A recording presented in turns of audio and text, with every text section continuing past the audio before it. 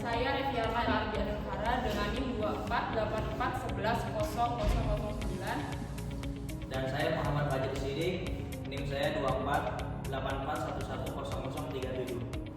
Dan saya Lilis Kasiri dengan NIM 2484110601. Dan saya Siti Rafia dengan NIM 2484110015. Dan saya Sarul Muhibin, NIM saya 2484110006.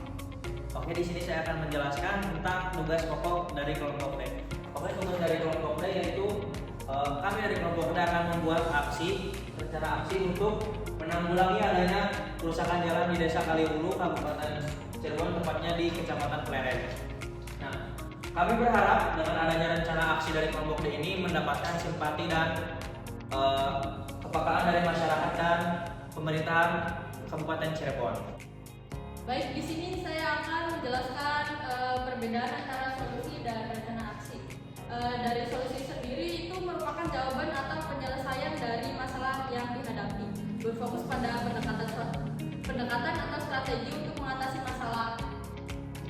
Terus menjelaskan bagaimana masalah dapat dipecahkan secara efektif dan berkelanjutan. Dari rencana aksi sendiri merupakan langkah-langkah konkret yang akan diambil untuk mengimplementasikan solusi, berfokus pada tindakan yang spesifik dan mengukur untuk mencapai tujuan.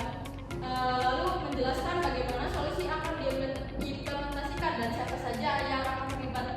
Jadi solusi itu berfokus pada apa yang harus dilakukan, sedangkan rencana aksi sendiri berfokus pada bagaimana dan siapa yang terlibat dalam tindakan tersebut.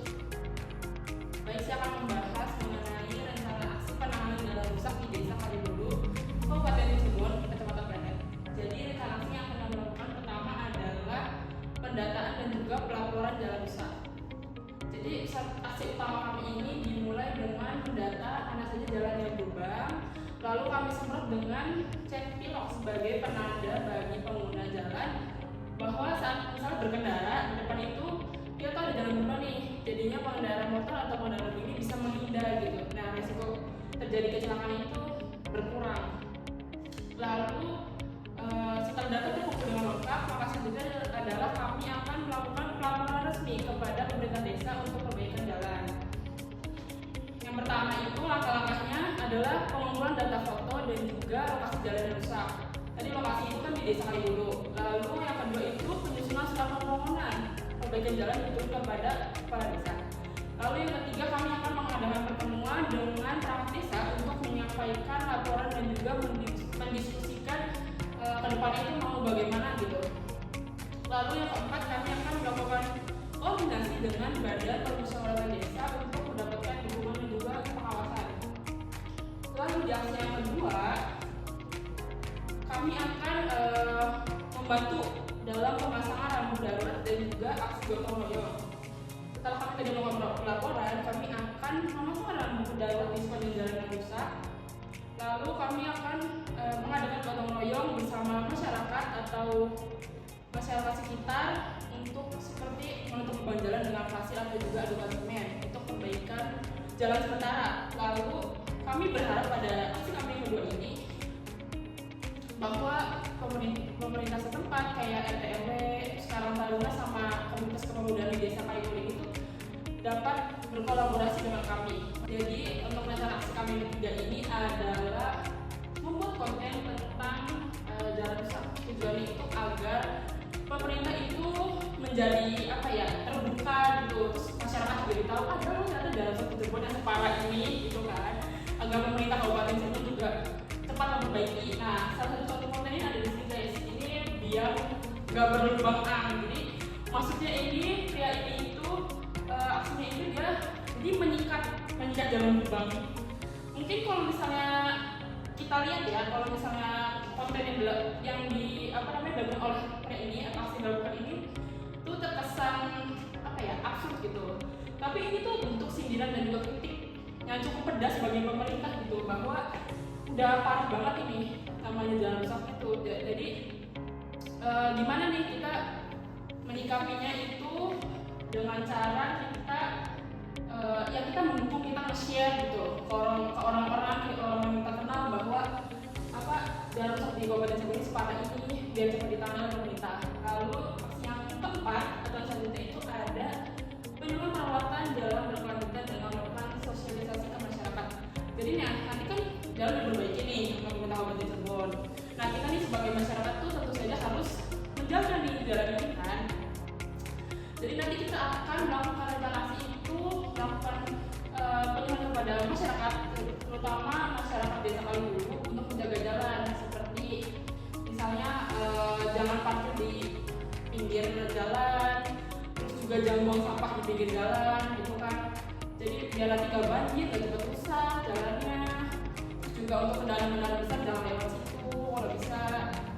Jadi intinya dari beberapa rencana aksi yang kami paparkan ini, kami berharap bahwa jalan di Kabupaten Cirebon, tepatnya di Desa Kaliwulu ini cepat diperbaiki agar masyarakatnya nyaman gitu, pengguna jalan nyaman, dan juga risiko terjadi kecelakaan itu tidak ada kecelakaan. Baik, selanjutnya ada pihak-pihak yang perlu kami libatkan dalam perencanaan aksi penanganan jalan rusak ini. Nah, dalam upaya penanganan jalan rusak ini ada beberapa pihak-pihak yang perlu kami libatkan untuk mendukung aksi ini. Antara lain yang pertama adalah pemerintah desa. Dalam hal ini adalah pemerintah desa Kaliwulu. Nah, adanya melibatkan pemerintah desa Kaliwulu sendiri itu untuk melakukan tahap pelaporan atau jalan rusak yang sudah kami data bersama warga dan mendiskusikan tindak lanjut ke depannya. Lalu ada BPD atau Badan Permusyawaratan Desa untuk mendapatkan dukungan dan juga pengawasan dalam penanganan jalan rusak ini. Lalu kemudian ada Dinas Pekerjaan Umum dan Penataan Ruang atau PUPR Kabupaten Cirebon sebagai instansi teknis yang memang bertanggung jawab dalam infrastruktur jalan. Lalu kemudian ada camat kecamatan setempat atau camat kecamatan Pleret sebagai perwakilan pemerintah daerah tingkat kecamatan. Dan yang kelima adalah keterlibatan kelompok dan individu seperti halnya komunitas kepemudaan yang ada di desa setempat seperti Karang Taruna ataupun komunitas kepemudaan lainnya untuk terus mendukung rencana aksi yang kami rencanakan dan juga untuk menjalankannya. Dan dukungan dari pihak-pihak tersebut ini sangat penting untuk keberhasilan jangka panjang. Dan dengan mengajak mereka terlibat dalam diskusi ataupun survei lapangan, diharapkan dapat membuat mereka ini merasa menjadi bagian dari solusi itu sendiri. Nah ya, meskipun tadi sudah dijelaskan tentang kerangka aksi kemudian pihak-pihak yang terkait, tetapi meskipun kita demikian pasti ada untuk kemungkinan akan ada tantangan-tantangan atau kendala-kendala tertentu oleh oknum-oknum baik dari pemerintahan atau warga setempatnya. Seperti ketika dana sudah turun atau penyerahan dana yang dari pemerintah turun ke daerah-daerah setempat, pasti banyak oknum-oknum yang menyalahgunakan daerah tersebut sehingga infrastruktur jalan tersebut itu tidak dilanjutkan atau tidak dikerjakan. Kemudian terkadang banyak warga-warga setempat juga kurangnya berpartisipasi untuk membenarkan jalan tersebut. Kadang kan warga semua itu mempunyai kesibukan masing-masing, seperti mempunyai kesibukan pekerjaan atau tentang keluarganya dan lain-lain. Kemudian kendala yang dihadapi ketika kita membuat rencana aksi ini terkadang kendala waktu, karena bukan hanya mengerjakan satu uas saja ya, kan banyak uas-uas lain. Nah itu yang menjadi kendala ketika membuat kerangka aksi ini. Waktunya itu terkadang banyak yang ini saya tidak bisa, malam ini saya tidak bisa. Nah itu kendala untuk kelompoknya. Mungkin cukup sekian pemaparan dari kelompok D yang tadi sudah dipaparkan, yaitu tentang kerangka aksi yang akan dijalankan untuk membenarkan jalan yang rusak di Kabupaten Cirebon, yaitu Desa Kaliwulu. Kurang-kurangnya mohon maaf.